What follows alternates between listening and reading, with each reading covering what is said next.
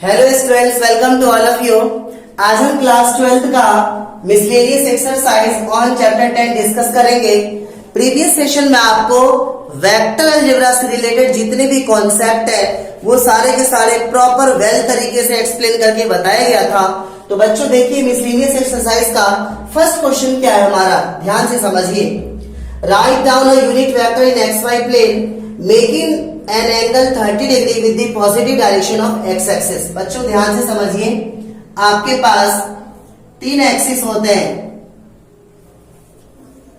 X axis, Y axis और Z axis.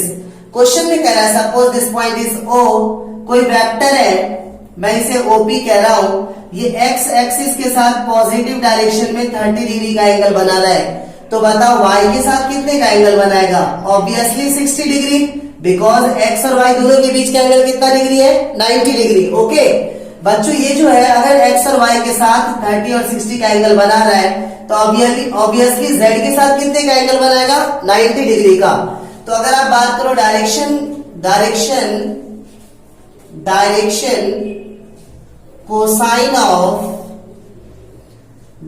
Cosine of vector O P are हो जाएगा? cos 30 degree, cos 60 degree and cos 90 degree. cos 30 degree, cos 60 degree and cos 90 degree. तो cos 30 degree की value कितनी होती है हमारी? √3/2। cos 60 की वैल्यू 1/2 और cos 90 की वैल्यू क्या होती है? 0। तो जो वेक्टर OP होगा आपका, ये क्या होगा? √3/2i प्लस 1/2j प्लस 0 के लिखने की जरूरत नहीं है। बच्चों क्वेश्चन में कह रहा है कि ये जो वेक्टर है ये एक यूनिट वेक्टर है। चलो हम जस्टिफाई करते हैं। अगर आप OP का मैग्नीट्यूड निकालेंगे तो क्या होगा? Under root coefficient of i का स्क्वायर, इट्स मीन √3/2 का square and coefficient of j का स्क्वायर, इट्स मीन 1/2 का स्क्वायर। तो क्या होगा? Magnitude of OP equal to √3 का स्क्वायर 3, 2 का स्क्वायर 4 और 1 का स्क्वायर 1 और 2 का स्क्वायर 4। एलसीएम लेंगे 4 तो ऊपर कितना आ जाएगा? 3 + 1 that is 4/4 which is equal to 1। तो आप कह सकते हो रिक्वायर्ड यूनिट वेक्टर इज क्या हो जाएगा हमारे पास? √3/2i plus 1/2j। Okay students, next question है हमारा, find the scalar components and magnitude of the vector joining the points P x1 y1 z1 and Q x2 y2 z2। तो ध्यान से समझिए, फर्स्ट ऑफ ऑल हम क्या निकालेंगे? Vector PQ। तो वेक्टर PQ क्या हो जाएगा?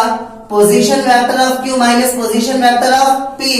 तो आप इसे लिख सकते हो x2i plus y2j plus z2k minus position vector of P क्या हो जाएगा आपका? x1i प्लस y1j और प्लस z1k। ओके, तो वेक्टर PQ इक्वल्स टू, इस दोनों में से अगर आप i कॉमन करेंगे तो क्या हो जाएगा? x2 minus x1i plus y2 minus y1j and plus z2 minus z1k। Okay, तो बच्चों ये हमारा वेक्टर PQ आ गया। अब जो इसका स्केलर कंपोनेंट होगा, स्केलर कंपोनेंट क्या होगा? i का कोएफिशिएंट हमारे पास क्या है? x2 माइनस x1 और j का कोएफिशिएंट हमारे पास क्या है? y2 minus y1 and k का कोएफिशिएंट हमारे पास कितना है? z2 minus z1। Scalar component में हम ij k को मेंशन नहीं करेंगे, ij के विद साइन हम मेंशन तभी करेंगे जब हमें वेक्टर कंपोनेंट निकालना होगा। ओके, तो PQ का मैग्नीट्यूड कितना हो जाएगा? Magnitude of PQ equals to under root coefficient of i का स्क्वायर, तो x2 माइनस x1 का स्क्वायर और कोएफिशिएंट ऑफ j का स्क्वायर, तो y2 minus y1 square and coefficient of k square, तो Z2 minus Z1 square. Okay students, third question है हमारा, a girl walks 4 km towards west. Okay, तो ध्यान से समझिए, आपको मालूम है किसी भी प्लेन पर सबसे ऊपर डायरेक्शन में क्या होता है, नॉर्थ, और सबसे डाउन वाला क्या होता है, साउथ, राइट साइड वाला होता है ईस्ट, और लेफ्ट साइड वाला क्या होता है, वेस्ट। ओके, तो क्वेश्चन में कह रहा है कि a girl walks 4 km towards west, एक गर्ल्स ओरिजिन से 4 km वेस्ट की ओर सपोज पी पॉइंट तक आई। ओके, दिस इज 4 यूनिट्स, ये क्वेश्चन में गिवन है। अगेन हम यहाँ पे क्या करेंगे, इसका नॉर्मल ड्रॉ करेंगे, तो ये क्या होगा आपका नॉर्थ, और ये क्या होगा आपका साउथ। इसके बाद क्वेश्चन में कह रहा है कि then she walk 3 km in a direction of 30 degree east of north. Okay, east of north का मतलब ये नॉर्थ है और ये ईस्ट है, तो ईस्ट ऑफ नॉर्थ का मतलब किसके साथ 30 का एंगल बनाओगे आप, नॉर्थ के साथ। तो अगर आप नॉर्थ के साथ 30 डिग्री का एंगल बनाओगे, suppose this one, this point is Q. Okay, this angle is 30 degree, और अगर ये एंगल 30 है, ये कितना हो जाएगा आपका 60 डिग्री। ओके, तो क्वेश्चन में कह रहा है कि the distance PQ is also given 3 units. Then determine the girl's displacement from her initial point of departure. It's mean आपको ये निकालना है, OQ आपको निकालना है। ओके, तो बच्चों ध्यान से समझो, आपके पास OP वेक्टर कितना गिवन है, आपके पास वेक्टर OP गिवन है कितना, -4i, बिकॉज ये अपोजिट डायरेक्शन है हमारा। ओके, इसके बाद इस PQ का हम क्या निकालेंगे, स्केलर कंपोनेंट निकालेंगे along x axis and along y axis. Okay, या आप इसका एक कह सकते हो, एक वर्टिकल कंपोनेंट और एक हॉरिजॉन्टल कंपोनेंट। तो क्या होगा, scalar component of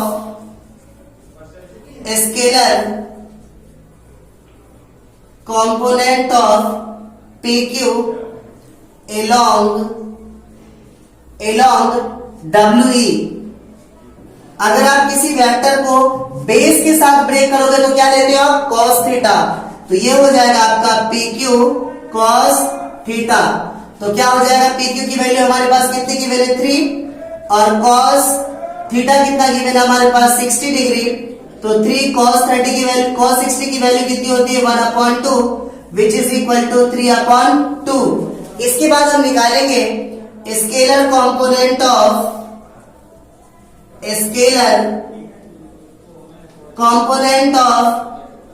PQ along NS। तो ये क्या हो जाएगा हमारा PQ, और जब इसको इस NS में ब्रेक करोगे तो क्या हो जाएगा sin theta, PQ sin theta. तो PQ का मैग्नीट्यूड कितना गिवन है 3, साइन और थीटा की वैल्यू हमारे पास गिवन है 60 डिग्री, तो साइन 60 की वैल्यू कितनी होती है, √3/2, विच इज इक्वल टू 3√3/2। तो फाइनली वेक्टर PQ क्या होगा आपका, वेक्टर PQ हो जाएगा आपका, जो बेस के साथ होता है उसके साथ हम क्या लेंगे I, और जो परपेंडिकुलर के साथ होता है उसके साथ हम क्या लेंगे J। तो क्या हो जाएगा 3/2i और plus 3√3/2j। Okay, finally question में कह रहा है कि वेक्टर OQ बताओ, इनिशियल पॉइंट से टर्मिनल पॉइंट तक पहुंचने का जो शॉर्टेस्ट पाथ है वो बताओ। तो क्या किसके इक्वल होगा, OP plus PQ। Suppose OP एक वेक्टर है और PQ एक वेक्टर है, तो OQ वेक्टर क्या होगा, OQ वेक्टर आपका रिजल्टेंट वेक्टर होगा, जो इस दोनों के क्या होगा, सम के इक्वल होगा। तो वेक्टर OQ किसके इक्वल होगा, vector OP plus vector PQ। तो वेक्टर OP की वैल्यू हमारे पास कितनी गिवन थी, -4i, और PQ की वैल्यू हमारे पास कितनी गिवन है 3/2i प्लस 3√3/2j। ओके, तो क्या होगा, वेक्टर OQ इक्वल्स टू इसका अपॉन में 1, इसका एलसीएम कितना हो जाएगा 2, 1 2 सा, तो ये हो जाएगा -8, 2 1 सा, तो 3i और प्लस 3√3/2j। तो क्या हो जाएगा, OQ equals to -8i plus 3 क्या हो जाएगा, -5/2i plus 3√3/2j। Okay, okay students, fourth question है हमारा, if a equal to b plus C, then is it true that magnitude of a equal to magnitude of b plus magnitude of c? Justify your answer. Okay, तो ध्यान से समझिए, इस relation से हम ये चीज कैसे ला सकते हैं। अगर मैं इसमें कर दूं स्क्वायरिंग बोथ साइड, तो a का स्क्वायर क्या हो जाएगा, मैग्नीट्यूड ऑफ a स्क्वायर, और जब आप इसका स्क्वायर करोगे तो आप इसे लिख सकते हो vector b plus vector c dot vector b plus vector c।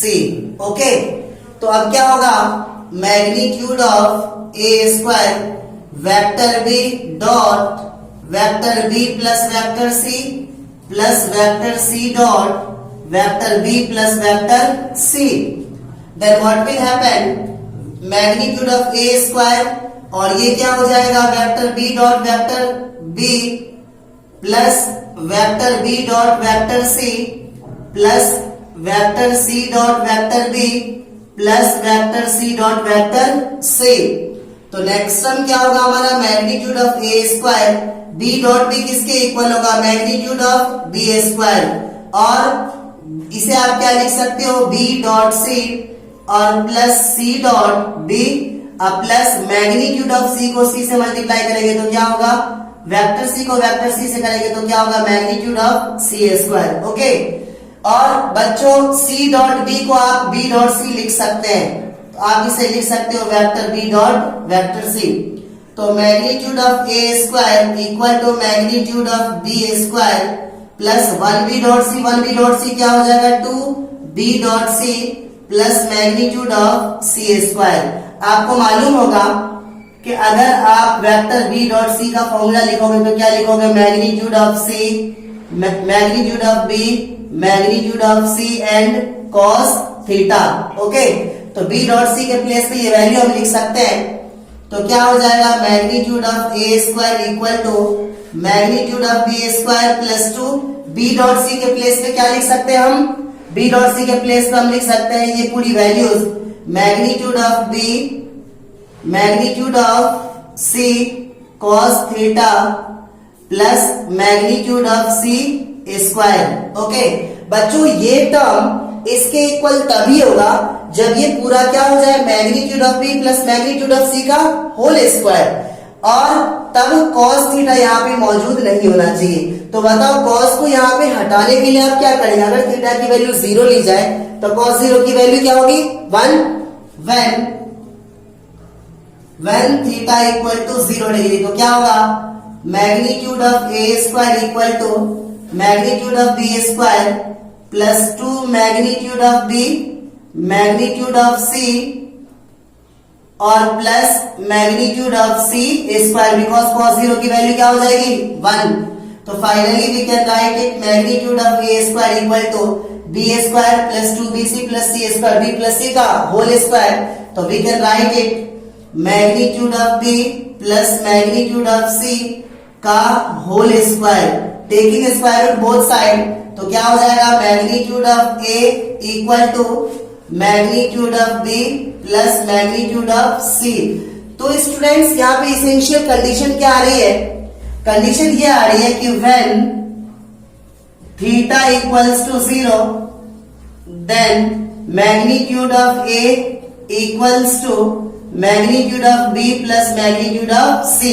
जब थीटा की वैल्यू 0 होगी तब तो ये रिलेशन हमारा पॉसिबल है, but when theta not equal to 0, suppose यहाँ पे थीटा हमारा 0 डिग्री नहीं है तो cos वाले टर्म को आप कभी भी रिड्यूस नहीं कर सकते, और जब cos रिड्यूस नहीं होगा तो ये वैल्यू कभी भी इसके इक्वल नहीं आ सकती। तो हम कह सकते हैं magnitude of a does not equal to magnitude of b plus magnitude of c। Okay, तो स्टूडेंट्स फिफ्थ क्वेश्चन है हमारा, find the value of x for which x into i plus j plus k are unit vectors. तो students ये unit vector कब होगा, जब इसका magnitude कितना हो जाए, 1 हो जाए। तो finally we can write it इस पूरे का जो मैग्नीट्यूड होगा x से मल्टीप्लाई करेंगे तो क्या होगा xi plus xj plus xk। इस पूरे का मैग्नीट्यूड क्या होगा 1, because it is given that this is a unit vector. Okay, तो क्या हो जाएगा जब आप इसका मैग्नीट्यूड निकालेंगे तो क्या होगा under root coefficient of i का square it's mean x square, coefficient of j का square it's mean x square, coefficient of k का square it's mean x square equal to 1। तो finally we can write it 1x square 1x square 1x square क्या हो जाएगा 3x square equal to 1।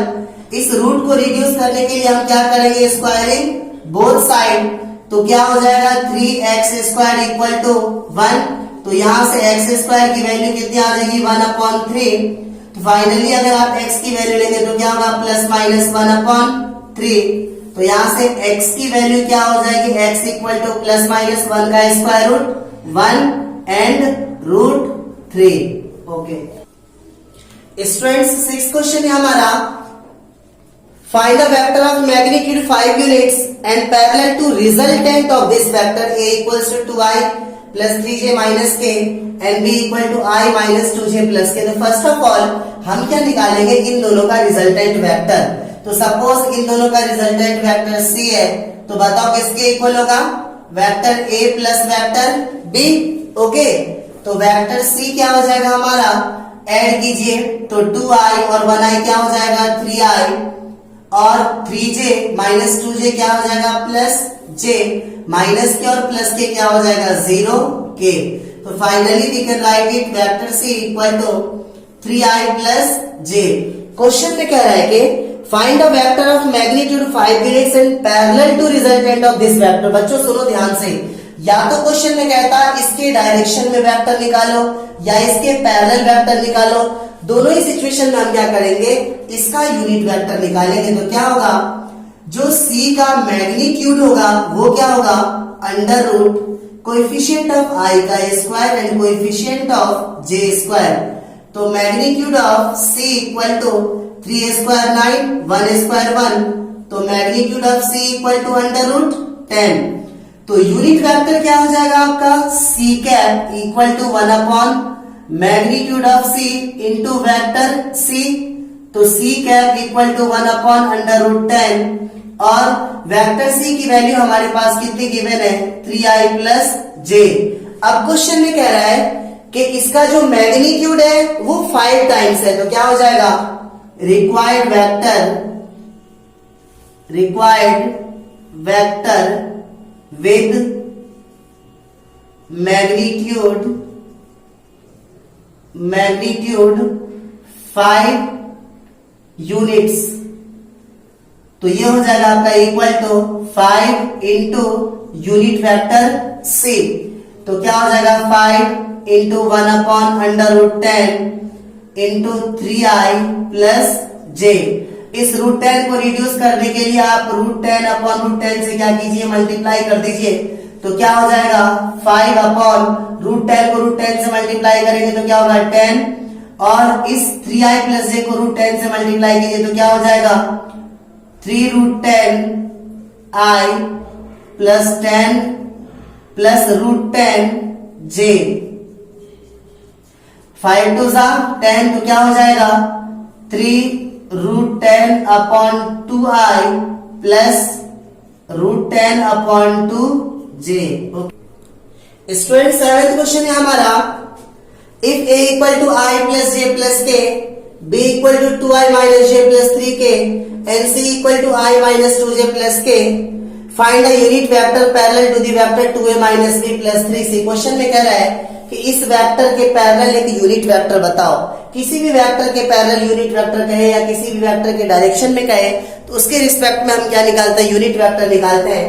तो suppose इस vector का नाम है वेक्टर डी दे रहा हूं। सपोज वेक्टर डी है हमारे पास 2। इस a के प्लेस पे आप क्या लिखेंगे i plus j plus k और माइनस b के प्लेस पे क्या लिखेंगे 2i minus j plus 3k और प्लस 3c के प्लेस पे क्या लिखेंगे i minus 2j plus k। Okay, तो स्टूडेंट्स नेक्स्ट टर्म क्या होगा vector d equal to 2i plus 2j plus 2k, minus से मल्टीप्लाई करेंगे तो साइन चेंज हो जाएगा, minus 2i plus j minus 3k plus 3i minus 3 to 6j plus 3k। तो next term क्या होगा, vector d equal to 2i और minus 2i, ये क्या हो जाएगा कैंसिल, तो फाइनली क्या बचेगा हमारे पास 3i and 2j plus j 3j और माइनस 6j क्या हो जाएगा माइनस 3j प्लस 2k और प्लस 3k प्लस 5k और माइनस 3k, तो क्या हो जाएगा प्लस 2k। ओके, क्वेश्चन में कह रहा है कि इसके पैरेलल यूनिट, इसके पैरेलल में या इसके डायरेक्शंस में, दोनों बात का मीनिंग सेम है। इसका यूनिट वेक्टर अगर आप निकालोगे तो आप निकालोगे d का magnitude that is equal to under root coefficient of i का स्क्वायर, कोएफिशिएंट ऑफ j का square and coefficient of k का स्क्वायर। तो क्या हो जाएगा magnitude of d equal to under root 9 plus 4, तो magnitude of d equal to under root कितना होगा 22।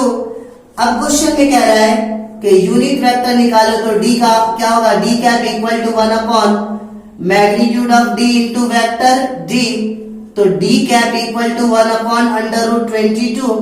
वेक्टर d की वैल्यू कितनी आ चुकी है आपकी 3i minus 3j plus 2k, तो d cap equal to multiply कीजिए तो क्या हो जाएगा 3 upon under root 22i minus 3 upon under root 22j plus 2 upon under root 22k।